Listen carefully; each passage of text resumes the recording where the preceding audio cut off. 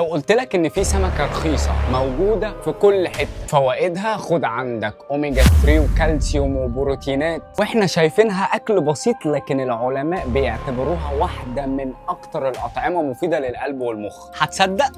اسمع القصه.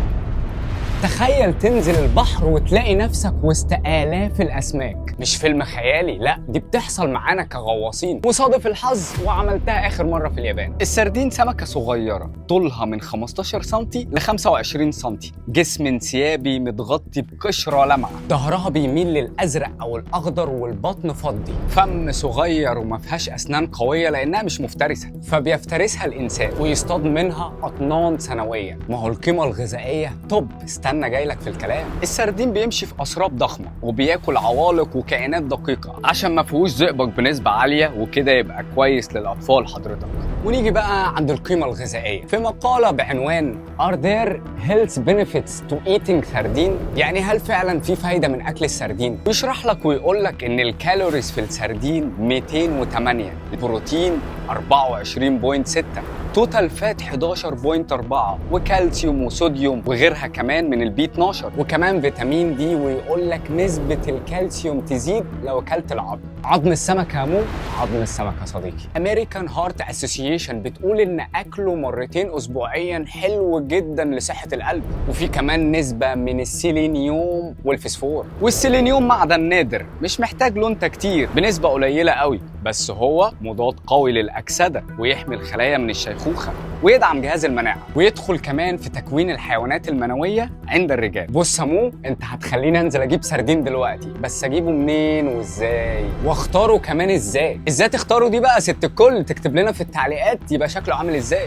انما اشهر مناطق صيد السردين اسكندرية، ابو قير طبعا، بس الماكس ودى السردين في حتة تانية، رشيد، دمياط، بورسعيد، العريش، ولو نسيت مكان اكتبوا لنا في التعليقات. بيقول لك تعرف السردين الطازة من العين بتاعته بتكون لمعة لسه، والجلد بتاعه فضي وبراق، وريحته بحر خفيفة مش قوية، مش زفارة يعني. ولو معلب يبقى نجيب اللي محفوظ في مية او المحفوظ في زيت زيتون. بس السردين مفيد لمين؟ هل كل الناس تقدر تاكله؟ وهل هي في فئة معينة ما تقدرش تاكله؟ الاطفال يا صديقي وقت النمو مهم جدا لنمو الدماغ، كبار السن كمان للحفاظ على العظام، ومهم للرياضيين والناس عموما. طب مين ياخد باله منه؟ في عندك مثلا مرض النقرس ومرض الكلى واصحاب الضغط، كل دول لازم ياخدوا استشاراتهم مع الدكتور. والحوامل بيكون اكلهم برضو باعتدال وباستشاره من الدكتور. يعني لما تاكل سردين ده مش بس كالسيوم وفوسفور وبروتين، انت بتدي جسمك جرعه محترمه من الطيبات.